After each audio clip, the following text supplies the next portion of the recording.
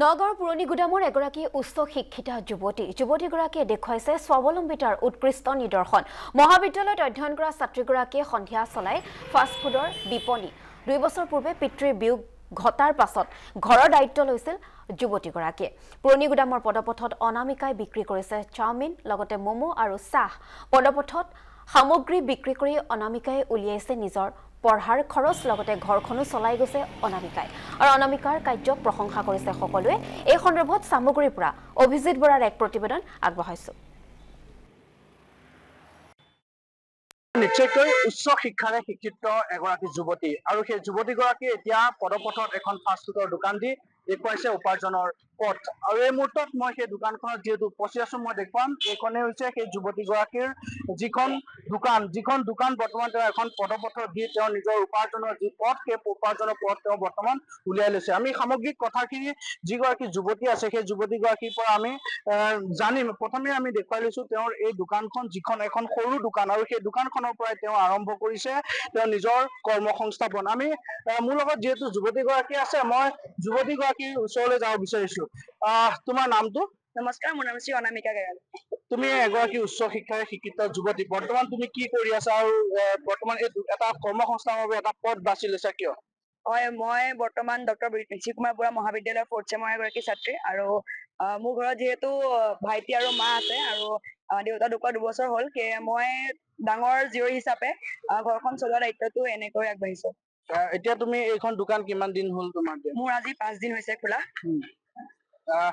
কি বিক্ৰী কৰা ইয়াত মোৰ ইয়াত ফ্ৰাইড ৰাইচ ৰোল তাৰপিছত আপোনাৰ লগতে চাওমিন আছে মাটকা চাই হ'ব মেগী হ'ব তেনেদৰে বহুত আছে তুমি বৰ্তমান পঢ়ি আছা হয় মই পঢ়ি আছো পঢ়া শুনা কেনেকে কৰা এই সকলোবোৰ কাম কৰাৰ বাহিৰে পঢ়া শুনা তুমি কেনেকে কৰিছা হয় পঢ়া শুনা ৰাতিপুৱা মই সোনকালে শুৱাৰ পৰা উঠি পেলাই মই যিখিনি লাগতিয়াল বস্তু সেইখিনি কাটি কৰি লওঁ আৰু তাৰপিছত 9টা বজাত কলেজ যাওঁ কলেজৰ পৰা আহি পেলাই 2টা বজালৈকে কলেজ হয় তাৰপিছত আহি পেলাই আকৌ এনেদৰে কৰ্মসংস্থাপনলৈ ওলাই কষ্ট নহয় হয় কৰিবতো লাগিবই আৰু ঘৰখনৰ যিহেতু দায়িত্ব আছে আগবাঢ়ি আহিছো আৰু কষ্টৰ লগতে কেতিয়াবা এখন পদপথত এখন সৰু দোকান দিয়ে তুমি যি কৰ্মসংস্থাপনৰ যিটো পথ মুকলি কৰি লৈছা লাজ লাগে কেতিয়াবা নাই তেনেকুৱা ধৰণৰ মোৰ লাজ আজিলৈকে লাগিও পোৱা নাই মই আগতেও দিছো তেনেকে লাভ ভাওনাটো মই দোকান দিছো আৰু মানুহৰ পৰা বহুত মৰম আশীৰ্বাদ পাইছো যিহেতু আৰু এতিয়া মই এনেদৰে আগবাঢ়ি আহিছো আৰু লাজ লাগিবলগীয়া মোৰ তেনেকুৱা কোনো কথা নাই কি কবা যেহেতু দেখিবলৈ পোৱা গৈছে বহু যুৱক যুৱতী চাকৰি কৰিবলৈ বিচাৰে উচ্চ শিক্ষা তেওঁলোক শিক্ষিত হয় তাৰ পাছত তেওঁলোকে চাকৰি বিচাৰি হাবাথুৰি খাই থাকে কি আহ্বান জনাব সেই সকল যুৱক যুৱতীলৈ চাকৰিটো মানুহৰ কষ্ট কৰিব লাগিব চাকৰিৰ কাৰণেও কষ্ট কৰিব লাগিব আৰু যিহেতু ময়ো কৰি আছো আৰু সকলোও কৰি থাকো তেনেদৰে আৰু চাকৰিৰ লগতে আপোনাৰ ভাগ্যৰো কিছুমান কথা আছে আজিকালি আৰু লগতে কাষ্টৰো আজিকালি যিহেতু অলপ প্ৰব্লেম হৈ গৈছে মই ভাবো মানে সকলোৱে তেনেদৰে কৰ্মসংস্থাপনো কৰি থাকক আৰু লগতে পঢ়া শুনাতো আগবাঢ়ি থাকক তেনেদৰে আগবাঢ়ি যাওক সকলো ঘৰত কোন আছে বুলি ক'লে ঘৰত মোৰ ভাইটি আৰু মা আছে আৰু বৰ্তমান বৰ্তা আছে আৰু তুমি এই পদপথত এখন দোকান দিয়াৰ কথা তুমি কেনেকে ভাবিলা তোমাৰ মনলৈ কি চিন্তা কৰিলে তুমি বেলেগ ব্যৱসায় কৰিব পাৰিলা হয় মোৰ দেউতাই এই খাদ্যৰ লগতে জড়িত আছিলে সেয়ে মই দেউতাৰ স্মৃতি হিচাপে মই এনেদৰে ফাষ্ট ফুডৰ দোকানখন খুলিছো আৰু নামটো ৰাখিছো ব্লুবেৰী হিচাপে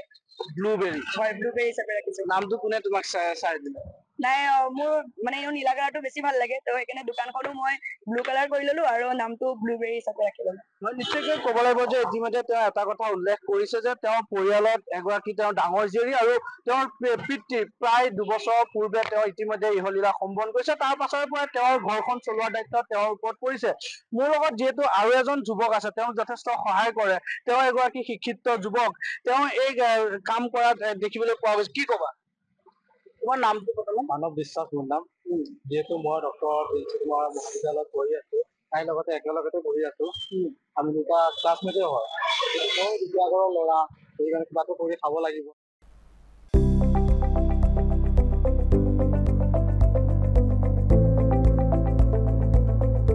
NB নিউজ সহজ সৰল ভাষাত নৱভাৰতৰ কথা